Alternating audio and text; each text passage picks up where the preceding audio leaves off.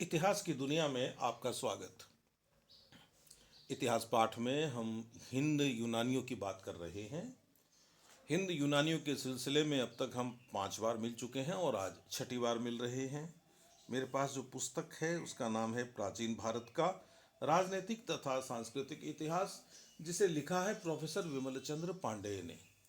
मित्रों, पिछले अंक में हम हिंद यूनानियों के यूथिडेमस वंश की बात कर रहे थे कि उसका पतन कैसे हुआ।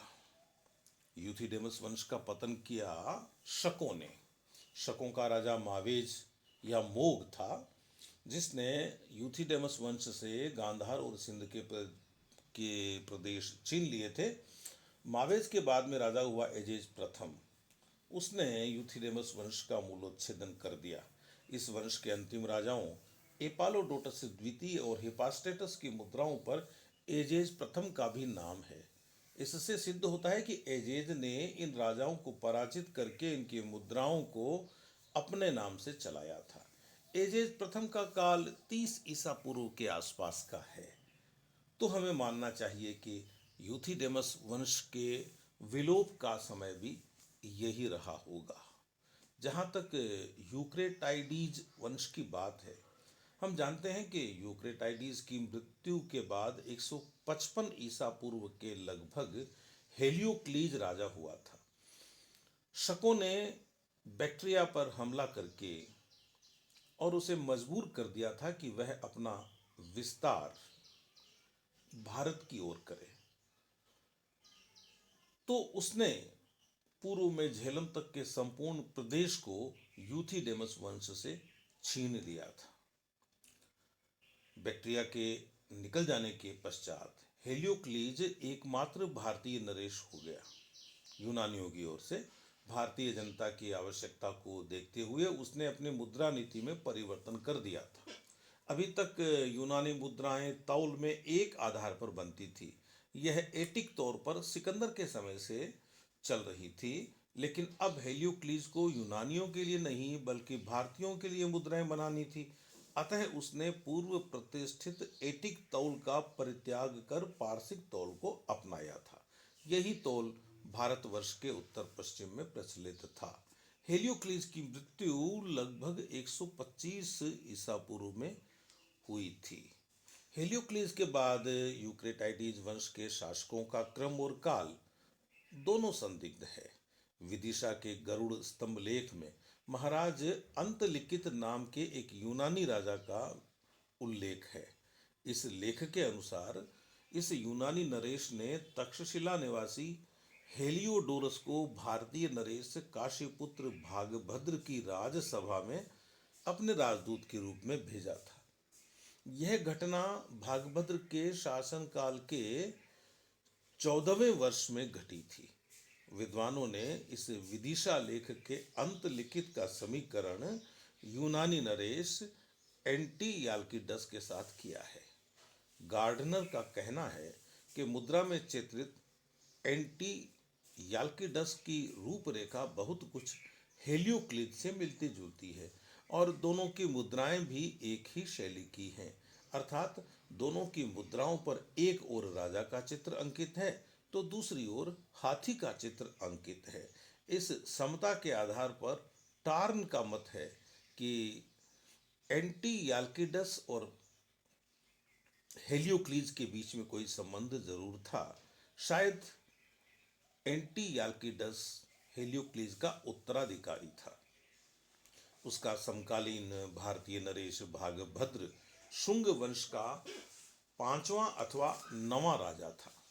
इस स्तंभ लेख से प्रतीत होता है कि तक्षशिला एंटीयाल्किडस की राजधानी थी और विदिशा के भारतीय नरेश के साथ उसका मैत्रीपूर्ण संबंध था। इस समय तक यूनानी भारतीय संस्कृति के प्रभाव में आ चुके थे।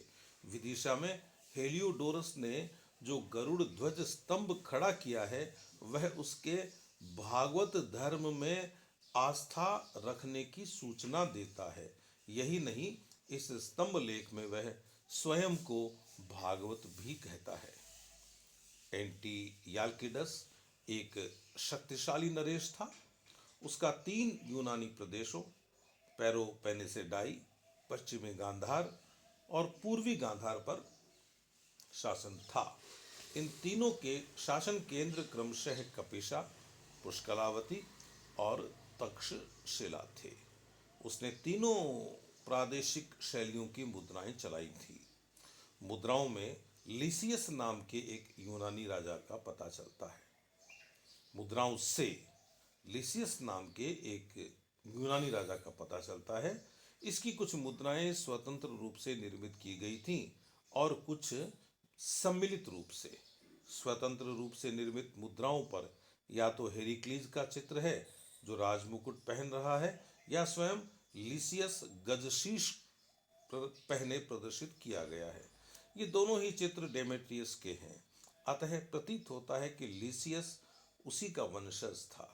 इस मत की पुष्टि इस बात से होती है कि लिसियस ने डेमेट्रियस की ही उपाधि अजेय धारण की थी। लिसियस की सम्मिलित मुद्राओं पर उसका तथा एंटी आल्किडस दोनों का चित्र है और दोनों के ही नाम है। इस आधार पर टार्न का कथन है कि शक आक्रमणकारियों ने अपनी रक्षा के लिए यूथिडेमसी और यूक्रेटाइडिस के वंशों के दोनों प्रतिनिधियों ने थोड़े समय के लिए अपने भेद को भुला दिया और मैत्री संबंध स्थापित कर लिया। टार्न का कथन है कि इस हृदय परिवर्तन को सूचित करने के लिए ही कुछ मुद्राओं में एंटी याल्किडस यूथिडेमिस वंश की कौसिया पहने है और लिसियस यूक्रेटाइडिस वंश का शिरस्त्राण धारण किए हुए है। एंटी याल्डिकस की एक अन्य मुद्रा पर हस्ती देवता का एक जुलूस प्रदर्शित किया गया है। टार्न का अनुमान है कि यह जुलूस उसी मैत्री संधि के समय हुए उत्सव को प्रदर्शित करता है। कदाचित दोनों नरेश सहकारियों के रूप में शासन करते थे। यूथिडेमिड वंशावली में लिसियस को कहाँ रखा जाए, इसका उत्तर देना बड़ा कठिन है, लेकिन टार्न के अनुमान को स्वीकार कर लिया जाए तो वह डेमेट्रियस का पौत्र था। एंटी याल्किडस ही अंतिम यूनानी राजा था जिसने पेरोपेनिसेडाई, पश्चिमी गांधार और पूर्वी गांधार के सम्मिलित प्रदेशों पर शासन किया। उसके बाद यह प्रादेशिक इकाई भंग हो गई और तीनों प्रदेश अलग हो गए। इस राजनीतिक विघटन ने यूनानी शासन की अवनति को निकट ला दिया। मुद्राओं से ऐसा प्रतीत होता है कि एंटी याल्किडस के बाद 5 यूनानी राजाओं डियोमेडीज, एपेंडर, फिलाक्जेनस, प्यूकोलाओज और आर्टेमिडोरस ने पश्चिमी गांधार में शासन किया। इनकी सत्ता का केंद्र था पुष्कलावती।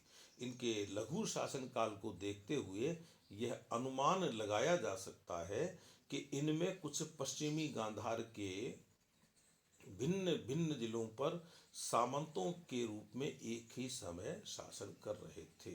चूंकि सबकी मुद्राएं पुष्कलावती में ही निर्मित हुई थी, अतः यह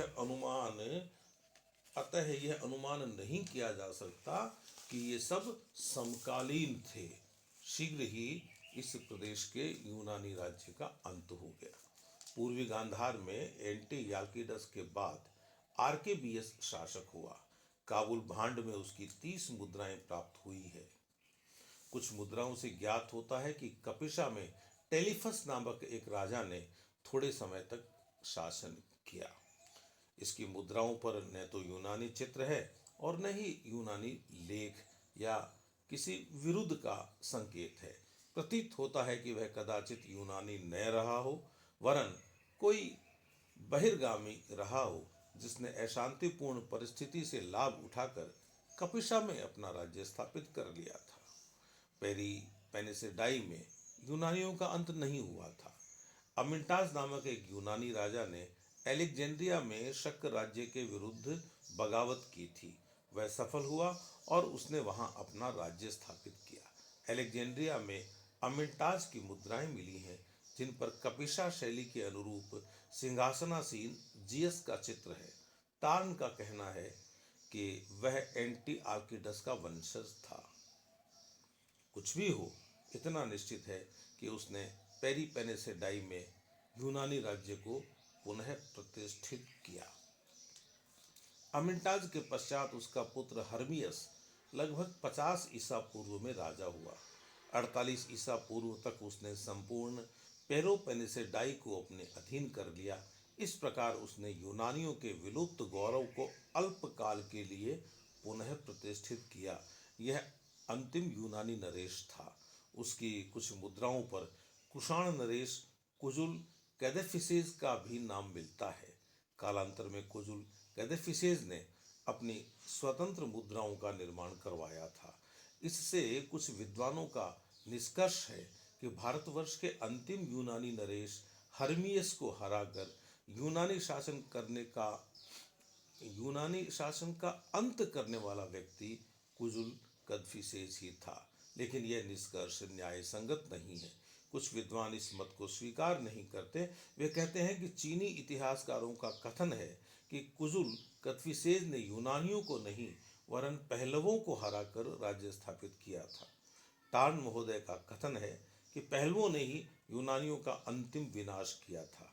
पहले उन्होंने गांधार और सीस्तान पर अपना अधिकार जमाया और फिर स्पेलिरेसेस की अध्यक्षता में हर्मियस से संपूर्ण पेलोपोनेसाई छीन लिया। इस प्रकार 30 ईसा पूर्व के लगभग भारतवर्ष में यूनानी शासन का अंत हो गया। कालांतर में कुषाण शक्ति का उदय हुआ। इस जाति के नरेश कुजुल कैदेफिसेस ने पहलवों को हराकर पेलोपोनेसाई पर अपना अधिकार जमाया था। इस प्रदेश में यूनानी शासन बहुत दिनों तक रहा था, अतः यहाँ यूनानियों की संख्या भी अधिक थी। कालांतर में कुषाण शक्ति का उदय हुआ। इस जाति के नरेश कुजुल कैदेफिसेस ने पहलवों को हराकर पेलोपोनेसाई पर अपना अधिकार जमाया। इस प्रदेश में यूनानी शासन बहुत दिनों तक रहा था, अतः वहाँ यूनानियों की संख्या भी ज्यादा थी।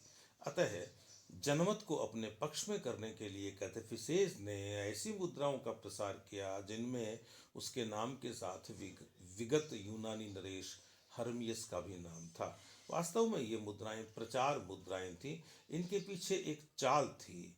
राजा यह दिखाना चाहता था जनता को कि यूनानी हर्मियस का वास्तविक उत्तराधिकारी वही है। इस प्रकार प्रचार के द्वारा वह यूनानियों की सहानुभूति चाहता था। विद्वानों का निष्कर्ष है कि भारत में यूनानी शासकों के उत्तराधिकारी पहलव थे और पहलवों के उत्तराधिकारी हुए कुषाण। परंतु इस विषय में निर्विवाद रूप से कुछ नहीं कहा जा सकता। तो मित्रों, यह था भारत में हिंद यूनानियों का शासन। भारतवर्ष पर यूनानियों के शासन का जो प्रभाव पड़ा, हमें उसकी भी बात करनी चाहिए। सिकंदर के आक्रमण के पहले जो भारत और यूनान का जो संबंध है, उसके बारे में हमें जानना चाहिए कि सिकंदर के पूर्व भारत और यूनान के बीच प्रत्यक्ष रूप से कोई संपर्क नहीं था। भारतीय अधिकांशतः बेबीलोन अथवा लाल सागर तक ही व्यापार के लिए जाते थे और वहां से सामग्री अन्य माध्यमों के द्वारा आगे पहुंचाई जाती थी। लेकिन डॉक्टर भंडारकर महोदय का मत है कि सिकंदर के आक्रमण के पूर्व ही भारतवर्ष के उत्तर पश्चिम में यूनानियों का एक उपनिवेश था और इसी के द्वारा दोनों देशों की जातियों में संपर्क स्थापित हुआ था। मित्रों, चाहे यूनानियों से भारत का संपर्क सिकंदर से पहले रहा हो या वह बाद में रहा हो, लेकिन जो पहले का संपर्क है वह संपर्क राजनीतिक संपर्क नहीं है। यूनानियों का भारत से राजनीतिक संपर्क तो सिकंदर के आक्रमण के बाद ही शुरू हुआ और यही वजह है कि हम सिकंदर के बहुत बाद तक हिंद यूनानियों को पढ़ते हैं, उनके विषय में जानते हैं। चाहे कोई भी आक्रांता रहा हो या कोई आक्रांता जाति रही हो, जब वह किसी दूसरे क्षेत्र में जाती है तो निश्चित रूप से वहां अपना प्रभाव छोड़ती है और वहां से अपना प्रभाव लेती भी है, क्योंकि भारतवर्ष एक विशाल देश है, इतने बड़े देश में पहले से ही अनेक जातियां थीं, और जब बाहर से जातियां आने लगी तो यह देश एक प्रकार से संस्कृतियों का मेला बन गया। इस मेले में सभी ने सभी से बहुत कुछ सीखा। आज का इतिहास पाठ इतना ही, फिर मिलेंगे। नमस्कार।